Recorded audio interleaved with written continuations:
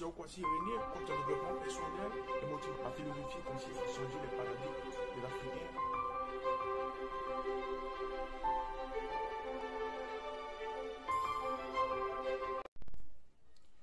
Bonjour chers abonnés, comment vous allez? J'espère que vous vous portez bien. Moi, Dieu me fait la grâce, je suis en pleine forme, je suis en pleine santé. Je suis content de vous retrouver encore une fois ce matin pour une nouvelle vidéo. Eh bien, si vous découvrez cette chaîne pour la première fois, je vous invite à faire deux choses. La première chose, abonnez-vous à cette chaîne. La deuxième chose, activez la cloche de notification pour les vidéos à venir. Eh bien, je me présente. Je suis coach Yaokwasi, coach en développement personnel et motivateur. Ma philosophie, justement, consiste à changer les paradigmes mentaux des Africains afin qu'ensemble, nous puissions développer ce beau continent qui est l'Afrique. Eh bien, nous allons partir. Aujourd'hui, nous allons parler d'un thème très, très important. Un thème qui nous permet d'être productifs. Un thème qui nous permet de donner le meilleur de nous-mêmes. Eh bien, j'ai nommé ce thème-là les 4 dimensions de la confiance en soi. Aujourd'hui, on parle de la confiance en soi, mais certaines personnes ne savent pas réellement qu'est-ce que c'est. Certaines personnes n'arrivent pas à appréhender les différentes composantes de la confiance en soi. Aujourd'hui, je vais m'atteler à expliquer, à détailler les différentes dimensions de la confiance en soi. Qu'est-ce qui constitue, eh bien, réellement la confiance en soi? Si tu veux savoir les 4 dimensions de la confiance en soi, reste jusqu'à la fin de cette vidéo. Eh bien, tu pourras donner ton avis, tu pourras commenter, dire quel est ton point faible en termes de confiance en soi. Qu'est-ce que toi te motive, qu'est-ce qui te pousse justement à aller de l'avant, à pouvoir atteindre tes objectifs aussi rapidement. Nous allons partir. La première dimension de la confiance en soi est appelée confiance de base ou sécurité intérieure. Eh bien, cette première dimension s'acquiert depuis notre naissance. Quand nous naissons justement, la confiance de base ou sécurité intérieure prend forme.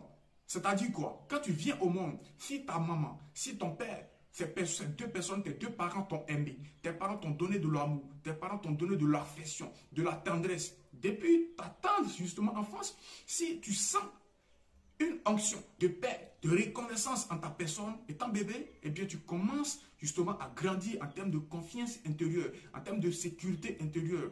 Cette confiance de base qui est la sécurité intérieure s'acquiert à travers le toucher, à travers l'amour, à travers les mots doux. Ça nous procure une sensation de tranquillité, une sensation de bien-être, une sensation de confort. Quand tu as la confiance de base, eh bien, tu n'as pas peur de la solitude. Quand tu as la confiance de base, eh bien, tu n'as pas peur de l'isolement. Tu n'as pas peur de l'aventure parce que tes parents t'auront donné tout l'amour nécessaire. Tes parents t'auront donné tous les ingrédients pour pouvoir te lancer. C'est un peu comme le fondement. Tout part de là.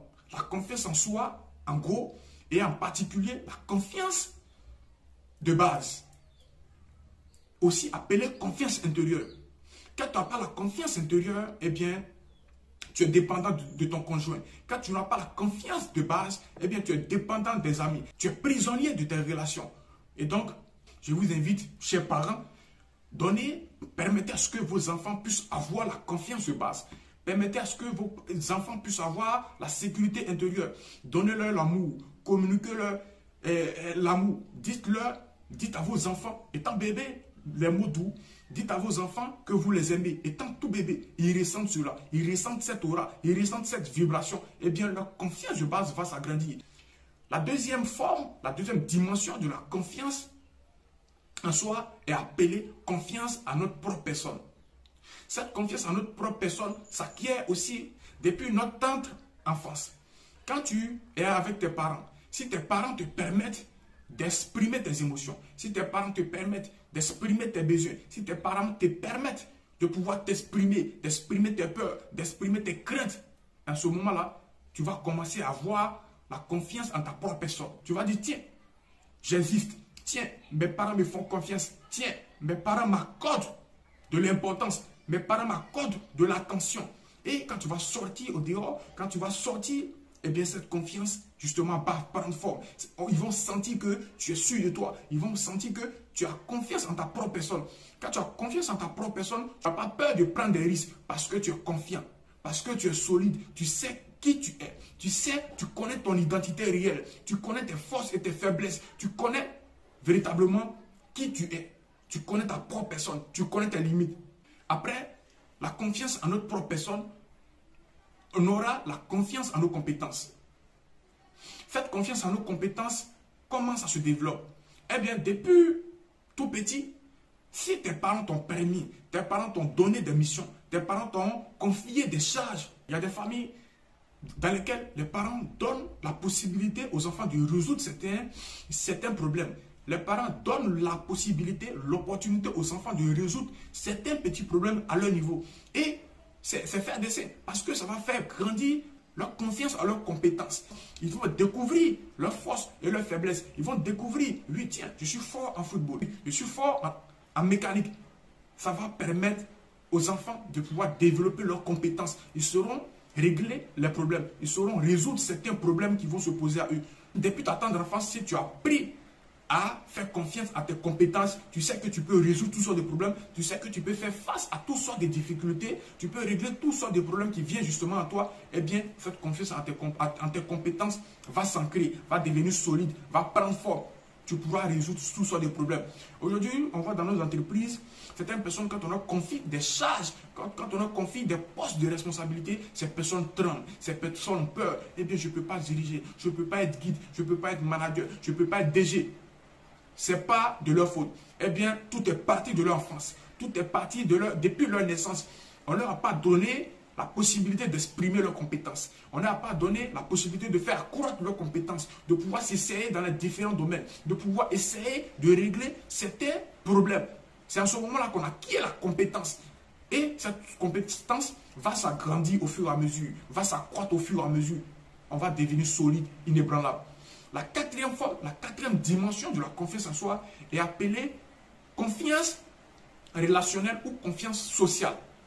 C'est la capacité qu'a l'être humain de pouvoir tisser des relations intenses, des relations solides avec nos prochains, avec l'autre, avec autrui. La confiance relationnelle nous permet de pouvoir sympathiser rapidement. Il y a des personnes qui, comme elles n'ont pas confiance en elles, elles ne peuvent pas établir des relations solides. Comme elles n'ont pas confiance en elles, elles ne peuvent pas s'aventurer dans une relation amoureuse. Comme elles n'ont pas confiance en elles, elles ne peuvent pas s'aventurer dans une relation amicale. Parce qu'elles se disent, tiens, moi je n'ai pas confiance en moi. Qu'est-ce qui prouve que je pourrais justement entretenir cette relation? Qu'est-ce qui prouve que cette personne va m'apprécier tel que je suis?